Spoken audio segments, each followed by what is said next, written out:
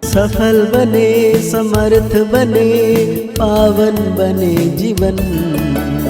मीठी मुरली सुन के पाए सुख सघन। आज का चिंतन, आज का चिंतन। ओम शांति। Good morning. प्यार का सागर सर्वशक्तिवान शिव बाबा आज हम बच्चों को कह रहे हैं, तुम्हें कौन पढ़ाने आया है? विचार करो तो खुशी में रोमांच खड़े हो जाएंगे। ऊंचे ते ऊंचा बाप पढ़ाते हैं, ऐसी पढ़ाई कभी छोड़नी नहीं है। अभी तुम बच्चों को कौन सा निश्चय हुआ है? बाबा कहते हैं निश्चय बुद्धि की निशानी क्या होगी? तुम्हें निश्चय हुआ हम अभी ऐसी पढ़ाई पढ़ रहे हैं जिससे डबल सिरताज राजाओं का राजा बनेंगे। स्वयं भगवान पढ़ाकर हमें विश्व का मालिक बना रहे हैं। अभी हम उनके बच्चे बने हैं तो फिर इस पढ़ाई में लग जाना है। जैसे छोटे बच्चे अपनी माँ बाप के सिवाय किसी के पास भी नहीं जाते, ऐसा बेहद का बाप मिला है तो और कोई भी पसंद ना आए, एक की याद रहे। आज बाबा ने बहुत प्यारा सा गीत याद किए हैं। कौन आया आज सवेरे सवेरे, मीठी मुरलिया सुनाने। कौन आया? भगत कौन आया है और कौन पढ़ाता है, ये समझ की बात है। कोई बहुत अक्लमंद होते हैं, कोई कम अक्लमंद होते हैं। जो बहुत पढ़ा लिखा होता है उसे बहुत अक्लमंद कहेंगे। शास्त्र आदि जो भी पढ़े लिखे होते हैं उनका मान होता है, कम पढ़े हुए को कम मान मिलता है। अब गीता का अक्षर सुना, कौन आया पढ़ाने? टीचर आते हैं ना।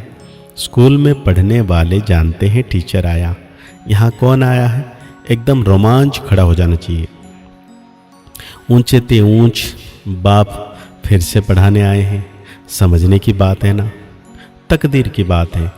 पढ़ाने वाला कौन है? भगवान। वो आकर पढ़ाते हैं। विवेक कहता है भल कोई कितने भी बड़े ते बड़ी पढ़ाई पढ़ता हो, फट से वो पढ़ाई छोड़कर आए भगवान से पढ़े। एक सेकंड में सब कुछ छोड़ बाप के पास पढ़ने आए। बाबा ने समझाया है अभी तुम पुरुषोत्तम संगम युगी बने हो।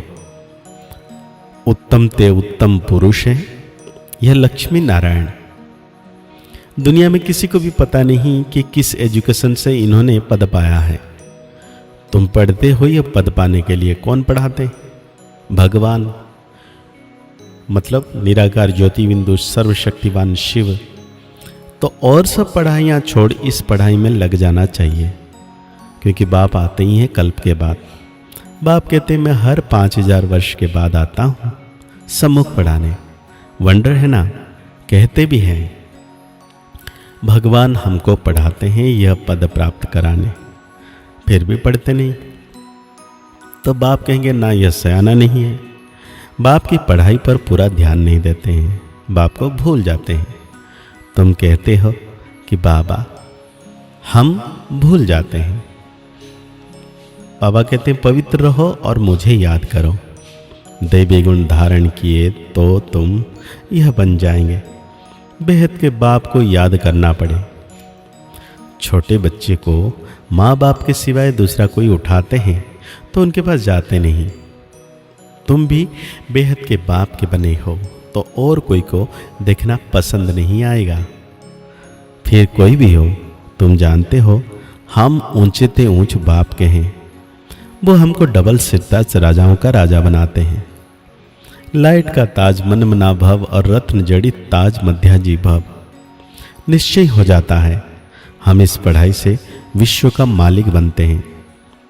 5000 वर्ष बाद हिस्ट्री रिपीट होती है ना।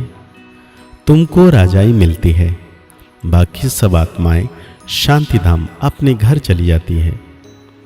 अभी तुम बच्चों को मालूम पड़ा है असल में हम आत्माएं बाप के साथ अपने घर में रहती है।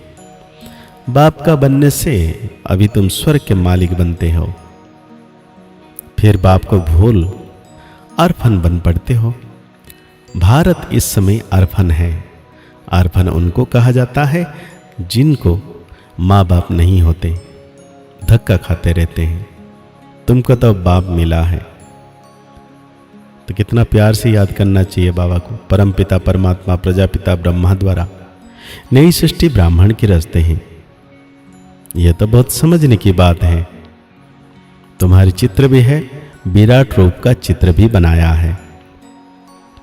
अभी तुमको बाप के साथ बुद्धियोग रखना है तो तुम वहां पहुंच जाएंगे।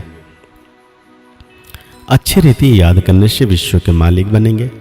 ये लक्ष्मी नारायण पैराडाइज के मालिक थे ना, ये कौन समझाने वाला है।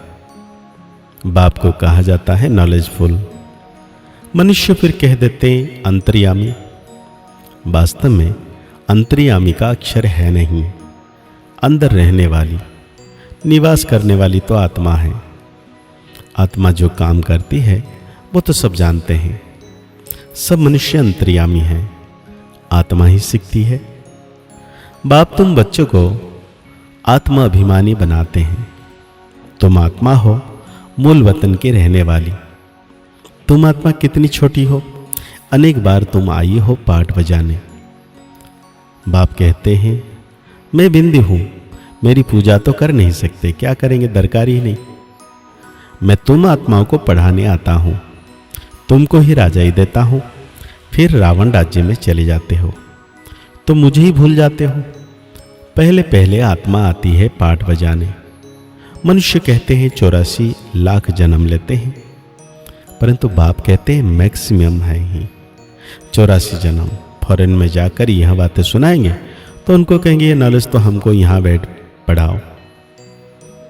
बाबा कहते हैं तुमको वहाँ 1000 रुपया मिलते हैं, हम आपको 10-20 हज़ार रुपया देंगे, हमको भी नॉलेज सुनाओ। गॉड फादर हम आत्माओं को पढ़ाते हैं।